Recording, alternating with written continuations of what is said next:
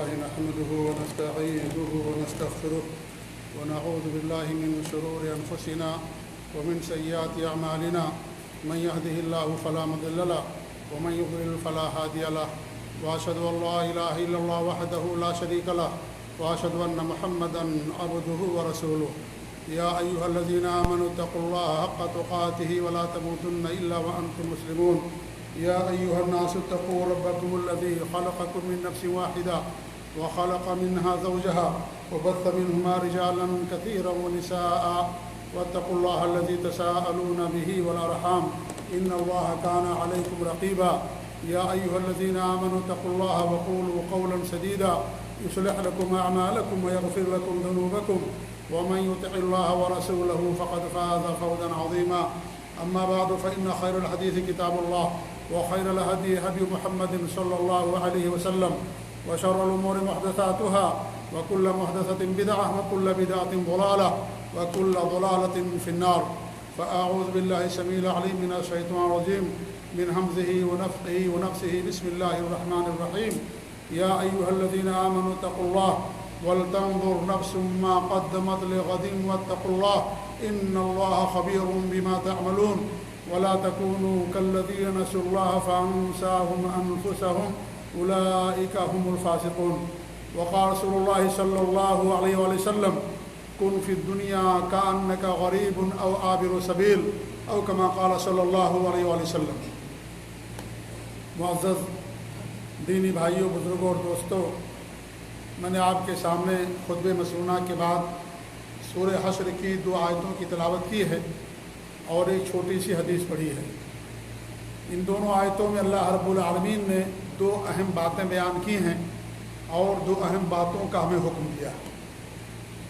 سب سے پہلی بات جس کا حکم اللہ رب العالمین نے ہمیں دیا ہے وہ تقویٰ کا ہے۔ یا ایھا الذین آمنوا اتقوا اللہ، اے ایمان والو اللہ تعالیٰ کا تقویٰ اختیار کرو، اللہ تعالیٰ سے ڈرو، اللہ کے دین میں مکمل طور پر داخل ہو جاؤ، اللہ کے تمام احکامات پر عمل کرو اور تمام منہیات اور ممنوعات جن چیزوں سے اللہ نے یا اس کے نبی نے منع کر دیا ہے ان تمام چیزوں سے دوری اختیار کرو۔ اسی کا نام تقویٰ ہے۔ تقویٰ کا مطلب یہ ہے کہ انسان اپنے اور اللہ کے عذاب کے درمیان آڑ بنا لے، دیوار کھڑی کر دے، وہ دیوار انسان کو جہنم سے روک دے۔ آپ کس کی دیوار کھڑی کریں گے؟ دین کی دیوار، کیونکہ دین ہی آپ کو جہنم سے بچانے والا ہے، دین پر عمل ہی آپ کو اللہ کے عذاب سے بچانے والا ہے۔ تو دین کی دیوار کھڑی کر دینا، اللہ کے عقاب اور اس کے انتقام اور اس کے عذاب کے درمیان، اسی کا نام تقویٰ ہے۔ یہ پہلی بات اللہ رب العالمین نے اس کا حکم دیا، اور 2 بار اس کا حکم دیا، 2 بار، کیونکہ یہ بنیاد ہے، یہ اہم ہے، یہ کامیابی کے لیے، اور تقویٰ کے اندر پورا دین شامل اور داخل ہے۔ تقویٰ والوں ہی کے لیے اللہ رب العالمین نے جنت بنائی ہے۔ اس کے بعد اللہ نے کیا حکم دیا؟ وَلْتَنْظُرْ نَفْسٌ مَّا قَدَّمَتْ لِغَدٍ وَاتَّقُوا اللَّهَ، کل کا جو دن آنے والا ہے اس کے لیے تم نے جو اپنے اعمال بھیجے ہیں اس کے بارے میں غور و فکر کرو، اس کا جائزہ لو۔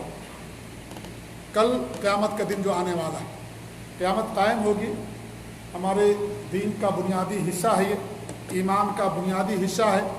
والایمان بالیوم الآخر، یوم آخرت پر ایمان۔ دنیا ختم ہو جائے گی، اس کے بعد دوسری دنیا یا یوم آخرت آنے والی۔ دنیا ختم ہونے سے معاملہ ختم نہیں ہو جائے گا، بلکہ اس کے بعد بھی ہمارے سامنے یوم آخرت ہے، جہاں اللہ رب العالمین سب کا حساب و کتاب لے گا۔ اچھے لوگوں کو، نیک لوگوں کو اللہ رب العالمین جنت نصیب کرے گا، اور جو بدکار ہیں، فاسق ہیں، فاجر ہیں، مشرک ہیں، کافر ہیں، ایسے لوگوں کو اللہ رب العالمین جہنم کے اندر داخل کرے گا۔ تو اللہ تعالیٰ حساب لینے والا، اللہ نے ہم سب کو یوں ہی نہیں چھوڑ دیا بیکار کہ جاؤ دنیا کے اندر جانوروں کے طریقے سے کھاؤ پیو خلاص، زندگی ختم، سب ختم نہیں۔ زندگی کے بعد اصل مرحلہ شروع ہونے والا ہے۔ یہ دنیا دارالعمل ہے، اس کے بعد جو آنے والا ہے وہ دارالجزا ہے۔ اللہ دنیا کا بھی مالک ہے اور قیامت کے دن کا بھی مالک ہے۔ اس میں اللہ رب العالمین نے ہمیں حکم دیا ہے کہ ہم اپنا محاسبہ کریں، اپنے اعمال پر نظر ڈالیں کہ ہم جو کچھ کر رہے ہیں صحیح ہے کہ غلط کر رہے ہیں۔ پھر اللہ کیا فرماتا ہے واتقوا اللہ، اللہ تعالیٰ سے ڈرو۔ پھر اللہ نے دوبارہ حکم دیا، کیوں؟ اس لیے کہ محاسبہ بغیر تقوی کے نہیں ہو سکتا۔ کون محاسبہ کرے گا اپنا؟ جس کے دل میں اللہ تعالیٰ کا خوف ہوگا، جس کے دل کے اندر تقوی ہوگا وہی محاسبہ کرے گا۔ جس کا دل میں تقوی نہیں ہوگا وہ محاسبہ نہیں کرے گا۔ اور دوسری بات یہ کہ تقوی کے بعد ہی محاسبہ مفید ہے۔ اگر تقوی نہیں انسان کے اندر تو اس محاسبے کا کوئی فائدہ نہیں ہے۔ اور محاسبہ انسان کو اللہ تعالیٰ کی اطاعت اور بندگی پر قائم رکھنے والا عمل ہے۔ یہ کامیابی کے لیے محاسبہ ضروری ہے ہمارے لیے کہ اپنا محاسبہ کریں، تب جا کر کے ہمیں اللہ تعالیٰ کی نعمتوں کی قدر معلوم ہوگی، تب معلوم ہوگا کہ ہم کتنے گنہگار ہیں، تب معلوم ہوگا کہ ہم کہاں کھڑے ہیں۔ جب تک محاسبہ نہیں کریں گے نہیں معلوم پڑتا انسان کو۔ جیسے ایک کامیاب تاجر ہوتا ہے، دکاندار بزنس مین ہوتا ہے، وہ ڈیلی کا حساب کرتا ہے۔ بقالہ ہے، اس کے پاس سپر مارکیٹ ہے، دن بھر میں کتنی کی بکری ہوئی، کتنا سیل ہوا، کتنا میں نے بیچا، کتنا لوگوں نے ادھار لیا، کتنا نقد لیا، کتنا ہمارے پیسہ یہاں پر آیا آج ہمارے صندوق میں، باکس میں، پورا حساب کرتا ہو۔ ڈیلی کا حساب ہوتا ہے۔ پھر مہینے کا حساب کرتا ہے کہ مہینے میں کیا ہوا، کتنا فائدہ کتنا نقصان ہوا۔ پھر سال کا حساب کرتا ہے۔ 3 مرتبہ انسان محاسبہ کرتا ہے تجارت کے اندر، تب جا کر کے وہ کامیاب ہوتا ہے۔ جو یوں ہی بزنس کرے اور حساب نہ لگائے، نفع ہے، نقصان ہے، خسارہ ہے، فائدہ ہے، کیا چل رہا ہے، وہ خسارے ہی میں رہے گا، کبھی اس کو فائدہ نہیں ہوگا۔ محاسبہ ضروری ہے۔ کہا جاتا ہے حاسبوا انفسکم قبل ان تحاسبوا، اپنا محاسبہ کرو قبل اس کے تمہارا محاسبہ کیا جائے۔ ہمارا حساب لینے والا اللہ رب العالمین، اللہ نے ہم کو یوں بیکار نہیں چھوڑ دیا۔ جب بستر پر جائیں ہم سونے کے لیے تو اپنے اعمال کا حساب لیں کہ آج ہم نے دن بھر میں کیا کیا ہے۔ اگر وہ اعمال اچھے ہیں ان پر قائم رہیے، اگر وہ اعمال برے تھے، گناہ تھے، ان کو چھوڑ دیجیے، اللہ سے توبہ کیجیے۔ یہ ہے محاسبہ، ڈیلی انسان محاسبہ کرے، روزانہ انسان اپنا حساب لے۔ یہی چیز انسان کو کامیاب کرنے والی ہے۔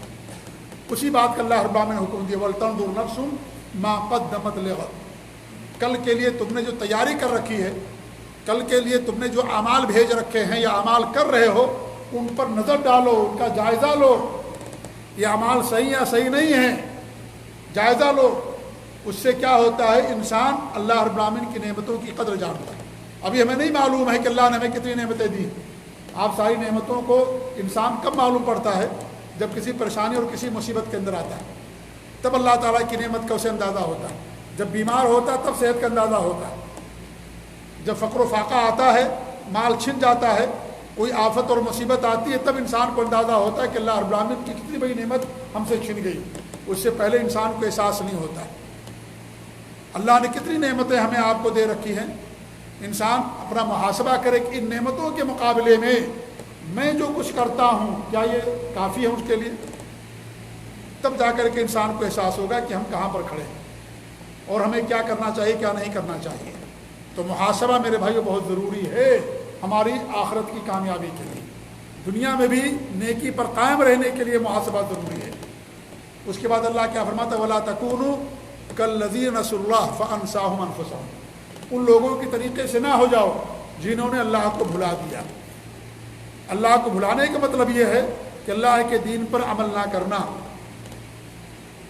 عبادت نہ کرنا، نیکی نہ کرنا، یہ مراد ہے اللہ کو بھلا دینا۔ اللہ کے رسول نے کیا فرمایا تھا؟ عبداللہ بن عباس رضی اللہ تعالیٰ عنہ کو وصیت کرتی ہوئی احفظ اللہ احفظک تجدہ تجاہک، اللہ کی حفاظت کرو، اللہ کو آگے آگے پاؤ گے، اللہ تمہاری حفاظت کرے گا۔ اللہ کی حفاظت کا مطلب کیا ہے کہ اللہ تعالیٰ ہماری حفاظت کا محتاج ہے؟ نہیں، اللہ تعالیٰ ہم سب کی حفاظت کرتا ہے۔ پوری دنیا کا نظام اللہ چلانے والا ہے، پوری دنیا کی حفاظت کرنے والا اللہ رب العالمین ہے۔ اللہ ہماری حفاظت کا نعوذ باللہ محتاج نہیں ہے۔ اللہ کی حفاظت کا مطلب یہ کہ اللہ کے دین پر قائم رہنا، اللہ نے جو دین اپنے نبی کے ذریعے سے بھیجا اس پر عمل کرنا، اس کی حفاظت کرو، دین کی، اللہ تمہاری حفاظت کرے گا۔ یہی مطلب ہے کہ اللہ کو بھول جانا، اللہ کے دین کو بھول جانا۔ اللہ کے دین پر نہ عمل کرنا ہے۔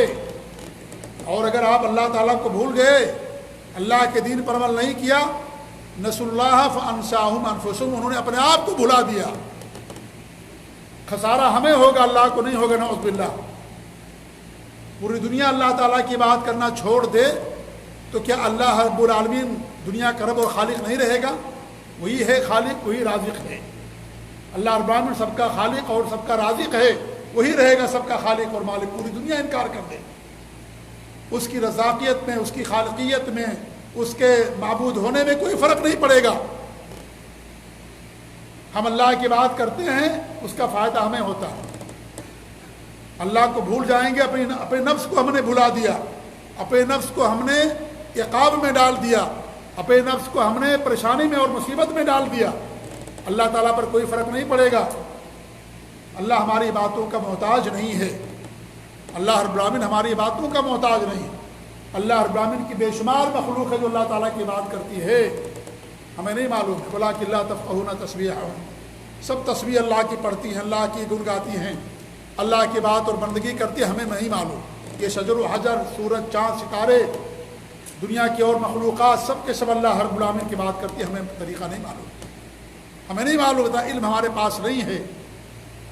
تو اللہ رب العالمین کی بے شمار مخلوقات، یہ فرشتے لا یعصون اللہ ما امرہم، اللہ نے ان کو جو حکم دیا ہے اس کی نافرمانی نہیں کرتے، ویفعلون ما یؤمرون، اور جن کا انہیں حکم دیا گیا وہی کرتے ہیں وہ لوگ۔ کتنے فرشتے ہیں؟ 60,000 فرشتے روزانہ بیت معمور میں آتے ہیں، اور پھر قیامت تک ان کو دوبارہ موقع نہیں ملے گا۔ کتنے فرشتوں کی تعداد ہے؟ ہر انسان کے ساتھ 2 فرشتے لگے ہوئے ہیں۔ آپ سوچئے کہ فرشتوں کی تعداد کتنی زیادہ ہے۔ اس کے علاوہ الگ فرشتے جو ہیں، اعمال ہمارے اللہ کے ہاں لے جانے والے اور اس طریقے سے پہنچانے والے، اور ہر عمل کے لیے الگ اللہ رب العالمین نے فرشتوں کو مقرر کر رکھا۔ بے شمار فرشتے ہیں میرے بھائیوں، ان کو کوئی گن تک نہیں سکتا ہے۔ یہ سارے فرشتے اللہ رب العالمین کی بات کرتے ہیں، لہذا اللہ کی بات کریں گے تو ہمارا فائدہ ہوگا۔ اللہ کو ہم بھول جائیں گے، ہمارا خسارہ، ہمارا نقصان، اپنی ذات کا نقصان۔ تو اللہ رب العالمین نے ہمیں جو اہم بات حکم دی ہے وہ یہ ہے کہ تقوی اختیار کیجیے اور محاسبہ کیجیے، اپنے اعمال کا حساب لیجیے، تمام چیزوں کا حساب لیجیے، اپنے عقیدے کا حساب لیجیے کہ آپ جو عقیدہ اپنائے ہوئے ہیں کیا وہ صحیح ہے، صحیح نہیں ہے وہ عقیدہ۔ کتنے ایسے لوگ ان کے عقیدے کے اندر شرک ہے، تعویذ گنڈا استعمال کرتے ہیں، غیر اللہ کی قسمیں کھاتے ہیں، قبروں پر جا کر کے چادریں چڑھاتے ہیں، غیر اللہ کے نام پر نذر و نیاز پیش کرتے ہیں، غیر اللہ کے سجدے کرتے ہیں، اور اس طریقے سے جا کر کے غیر اللہ کے نام پر جانور ذبح کرتے ہیں۔ کتنی ایسی چیزیں ہیں میرے بھائیوں جو آج مسلم معاشرے کے اندر لوگوں کے اندر چیزیں پائی جاتی ہیں۔ اپنے عقیدے کا حساب لیجئے، کیونکہ عقیدہ یہی بنیاد ہے، یہی کامیابی کی ضمانت ہے عقیدہ۔ اگر انسان کا عقیدہ صحیح نہیں ہے، عمل کچھ بھی اس کے پاس ہے، اس کا کوئی اعتبار اللہ رب العالمین کیا نہیں ہوگا۔ یہ اساس اور بنیاد ہے، یہ اس کے بعد ہی تمام چیزوں کا فائدہ ہوگا آپ کو۔ اس لیے سب سے پہلے انسان اپنے عقیدے کا حساب لے کہ اس کے عقیدے میں کتنی خرابیاں پائی جاتی ہیں، کیا کیا چیزیں آج اس کے اندر پائی جاتی ہیں وہ کر رہا ہے جو کتاب و سنت جس کا کوئی ثبوت نہیں ہے۔ اگر مثالیں دی جائیں تو ہزاروں مثالیں مل جائیں گی اور وہ کافی لمبا ہو جائے گا۔ اس لیے اشارتاً صرف اتنا میں کہتا ہوں کہ اپنے عقیدے کی اصلاح کریں، اپنے عقیدے کے بارے میں غور و فکر کریں کہ ایسا تو نہیں کہ ہمارے عقیدے کے اندر شرک ہے، وراثت میں ہم کو ملا اسی وراثت پر ہم قائم نہیں۔ اللہ رب العالمین کے دین کا علم حاصل کیجیے، علماء سے پوچھیے، جو کتاب و سنت کے علماء ہیں، توحید و سنت کے جو علماء ہیں ان سے پوچھیے۔ ہر وراثت والی چیز صحیح نہیں ہوتی کہ ہم اسی پر قائم رہیں۔ باپ دادا کا دین چلا آ رہا ہے، باپ دادا کا عمل آ رہا ہے، مزار پرستی ہے اور عرس بنایا جاتا ہے اور جو ہے میلہ ٹھیلا کیا جاتا ہے اور نہ جانے کیا کیا، بچے کی ولادت پر، شادی بیاہ میں اور کسی کی وفات پر تیجا چہلم اور پنجم 40واں 25واں جو سب غیر مسلم کرتے ہیں وہ ساری چیزیں کی جا رہی ہیں کیونکہ زمانے سے چلی آ رہی ہمارے باپ دادا سے۔ باپ دادا یہ دین نہیں ہے، دین کتاب و سنت ہے، قرآن و حدیث ہے۔ جس پر کتاب و سنت کی مہر ہوگی وہی عمل کرنا جائز ہوگا، جس پر کتاب و سنت کی مہر نہیں ہے وہ عمل بدعت ہوگا، جائز نہیں ہوگا۔ لہذا اس پر غور کریں میرے بھائیوں۔ یہ سال ختم ہونے والا ہے ہمارا، ابھی نیا سال شروع ہونے والا ہے، ہماری زندگی کا ایک سال ختم ہو گیا، ایک زندگی کا ایک دن گزرتا ہے، ہماری زندگی میں سے ایک دن کم ہو جاتا ہے، ہم اپنی منزل کے قریب ہوتے جاتے ہیں، موت کے قریب ہوتے جاتے ہیں۔ سب کو مرنا ہے، کل من علیہ فان، سب کو فنا ہونا، کوئی باقی رہنے والا نہیں ہے، سب کو موت آئے گی، سب کو موت آئے گی۔ لہذا ہم انسان ایک سانس لیتا ہے، اس کی سانس میں سے ایک سانس کم ہو جاتی ہے۔ اور اگر حقیقت میں غور کریں، بات میں نے کئی بار کہی ہے کہ ہماری زندگی بڑھتی نہیں ہے، ہماری زندگی کم ہوتی ہے۔ حقیقت میں اگر ہم غور کریں تو ہماری عمر کم ہوتی ہے، بڑھتی نہیں ہے۔ ہم سب کا ایمان ہے کہ اللہ رب العالمین نے سب کی عمر لکھ دی ہے، 40 سال، 50 سال، 60، 70، 80 سال۔ ایک سال گزرا، ایک سال کم ہو گیا، ایک دن گزرا، ایک دن کم ہو گیا۔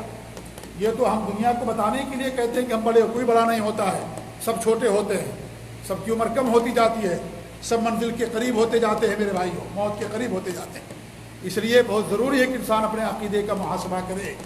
ٹائم بہت کم ہے لوگوں کے پاس، عقیدہ بنیاد اور اساس ہے، اس کے اوپر ہی اعمال قبول کیے جائیں گے، دیگر اعمال کی قبولیت کا دور و مدار وہی ہے۔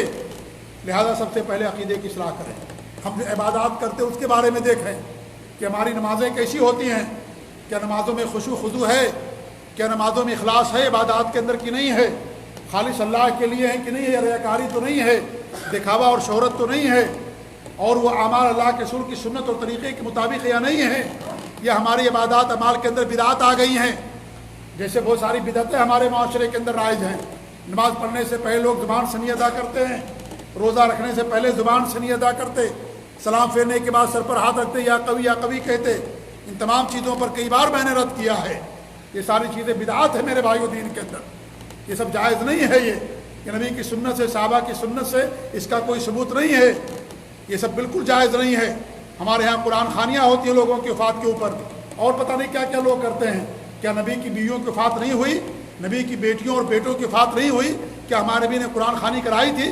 بتاؤ، ثابت کرو۔ صحابہ کرام کا عمل دیکھو، خلفائے راشدین کی سنت کو دیکھو، کوئی عمل آپ ثابت نہیں کر سکتے کہ انہوں نے کبھی قرآن خوانی کرائی۔ آپ ان کے لیے دعا کیجئے، ان کے لیے حج کر سکتے ہیں، ان کے لیے عمرہ کر سکتے ہیں، یہ چیزیں ثابت ہیں۔ کوئی نماز پڑھے اپنے مردے کی طرف سے، مرحوم کی طرف سے، کوئی روزہ رکھے اپنے مرحوم کی طرف سے، ان چیزوں کا ثبوت نہیں ہے۔ جو ثبوت وہی کیا جائے گا۔ دین ہے یہ، ہماری آپ کے ہاتھ کے بنائی ہوئی چیز نہیں ہے، یہ اللہ تعالیٰ کا دین ہے۔ اللہ نے جو کیا وہی ہمارے نبی نے کیا، جو کہا اللہ رب العالمین نے۔ اس لیے اعمال پر نظر ڈالیے کہ ہمارے عبادات کے اندر کوئی بدعت تو نہیں ہے، جو بدعت ہوگی اللہ تعالیٰ اسے قبول نہیں کرے گا، اور اللہ تعالیٰ اسے پھینک دے گا۔ وہی عمل قبول کیا جائے گا جو نبی کی سنت اور طریقے کے مطابق ہوگا، اس پر ہمیں دیکھنے کی ضرورت ہے۔ اس طریقے سے اپنے دل پر نظر ہم رکھیں کہ ہمارے دلوں کے اندر کتنی قدورتیں ہیں، ہمارے دلوں کے اندر کتنا بغض اور عداوت اور حسد اور نفرت ہے، لوگوں کی تحقیر ہے کتنا زیادہ ہمارے دلوں کے اندر، کتنا غرور اور گھمنڈ ہے ہمارے پاس۔ مال آ گیا، انسان اتراتے نہیں سماتا، اپنے مال پر فخر کرتا ہے، اپنے مال پر غرور کرتا ہے، اپنے حسن پر، اپنے دولت پر غرور کرتا ہے، اپنی اولاد پر اور اپنے منصب پر، اپنی شہرت پر غرور کرتا ہے، اور اللہ رب العالمین کا معمولی سے عذاب ہوتا ہے، دنیا سے ختم ہو جاتا ہے۔ معمولی سی چیز، ہوا کا ایک جھونکا آیا ختم ہو گیا، سیلاب آیا ختم ہو گیا، بجلی گری ختم ہو گیا، زلزلہ آیا زمین کے اندر دھس گیا، لیکن غرور کرتا، گھمنڈ کرتا ہے، تکبر کرتا ہے۔ میرے بھائی، یہ تکبر حرام ہے۔ یہ جس کے دل کے اندر ذرہ برابر تکبر ہوگا جنت کے اندر نہیں جائے گا، ہمارے نبی کی حدیث ہے۔ ذرہ برابر تکبر، غرور، گھمنڈ ہوگا۔ تکبر کس بات کا کرتا ہے انسان؟ اتنا کمزور انسان ہے، دھوپ برداشت نہیں کر سکتا انسان، بیماری انسان برداشت نہیں کر سکتا، اتنا کمزور انسان ہے، کس بات پر تکبر کرتا ہے؟ سب کو مرنا، سب کو مٹی کے اندر جانا ہے، سب اسی ایک گز زمین سب کو ملے گی مرنے کے بعد، سب کی پیدائش اللہ نے ایک طریقے سے کی ہے، اسی پانی نطفے سے اللہ نے سب کو پیدا کیا۔ کس بات کا انسان غرور اور گھمنڈ کرتا ہے؟ تکبر کسی انسان کے لیے جائز نہیں ہے میرے بھائیوں۔ یہ وہی انسان کرتا ہے جو بزدل ہوتا ہے۔ بزدل انسان تکبر کر کے اپنے آپ کو بڑا ثابت کرتا ہے۔